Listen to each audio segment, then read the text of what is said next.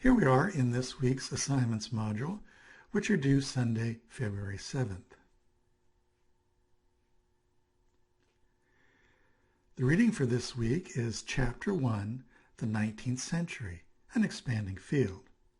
And this chapter is all about the Industrial Revolution and Victorian graphic design.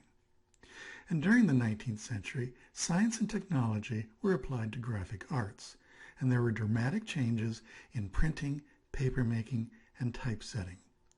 And the rise of this popular press helped to create a new industry, advertising, and with it, the demands for new typefaces, design concepts, and high-speed printing. The end of the 19th century also gave rise to an emerging profession, that of the graphic designer as someone who brought structural order and visual form to printed communications. And here we can see several examples of graphic design and how Victorian designers organized the content. You may want to have a look at this week's lectures. Textile Designs by William Morris. Not only did he design books and typefaces, he was also an architect, writer, and socialist.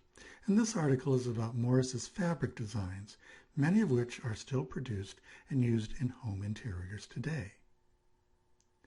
Lydia Pinkham Advertisements is about Lydia Pinkham, who was a mother who started making home remedies in her kitchen.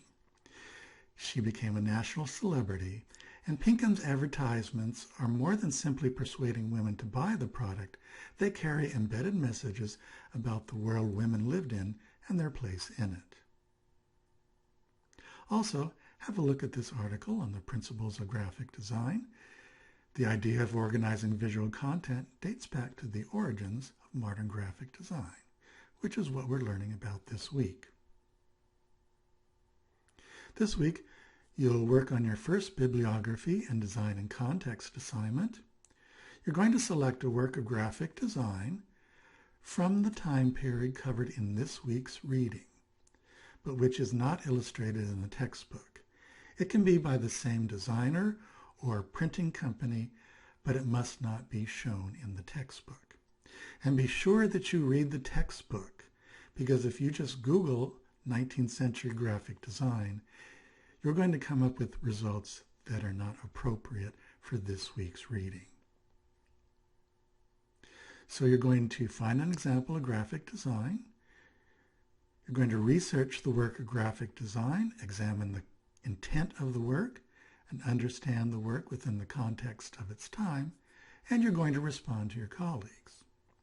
First, you compile a bibliography for your example, and you must include at least one book, one journal article, and one web link.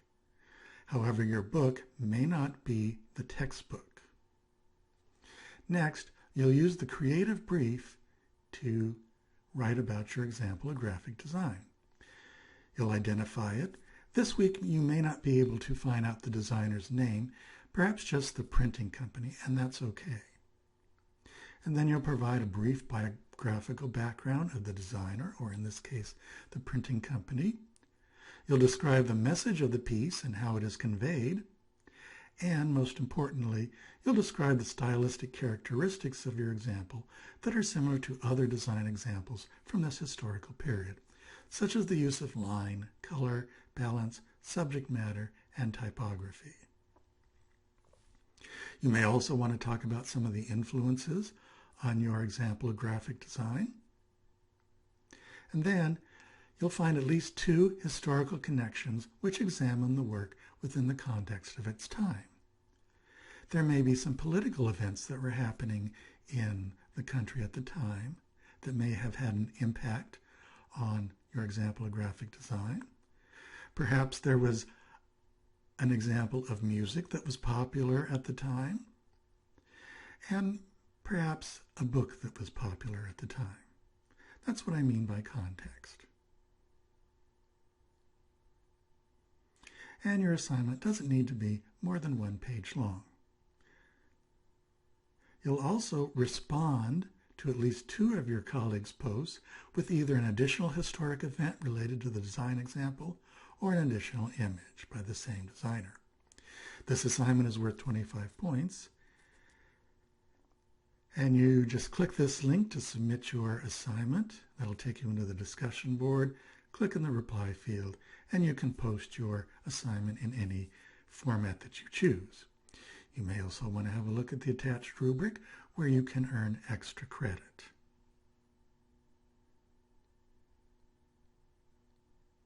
Also this week, you'll begin working on your museum exhibition project, which is not due until February 22nd. You'll be working on the conceptual phase, and the conceptual phase is due on February 22nd. You're going to be creating a museum exhibition on a specific topic of graphic design. You'll need to look through the textbook in advance and find a topic or a graphic designer that interests you. And you're going to be working on the exhibition topic and overview. Every exhibition needs to have a big idea and statement of what the exhibition is about. This stage is especially important in the success of the exhibition because you need to have a clear vision of what the exhibition is about and an enthusiasm for the subject. Your concept and exhibition overview should include these considerations. I've also given you some links to examples of museum exhibition overviews of various types of museum exhibitions.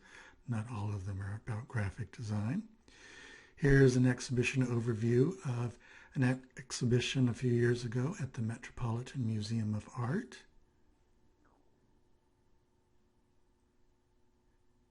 And here is the exhibition overview, and you can see that it's fairly brief, but it does include a number of details about the exhibition and is very clear about its goals.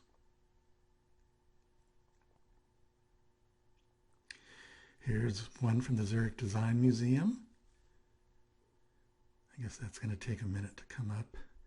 Perhaps I'll go to another example.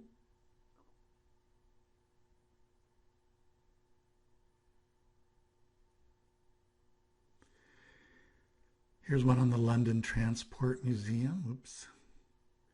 Let me refresh that screen. There we go. So the London Transport Museum we'll be learning about more in detail later, but here is their museum exhibition overview. And you can see that it's not very long, but it does include a detail of what the exhibition is about. So have a look at those examples of museum exhibition overviews. This week's bibliography includes links to various topics that are covered in this week's reading. So again, you'll begin working on the concept phase of your museum exhibition project. This is not due until February 21st, so you have plenty of time to work on it. You'll be completing your first bibliography and design and context assignment, so be sure to read those instructions carefully. Have a look at this week's lectures and read Chapter 1 in the textbook. So that's this week's assignments. If you have any questions, be sure to email me. Otherwise, have fun.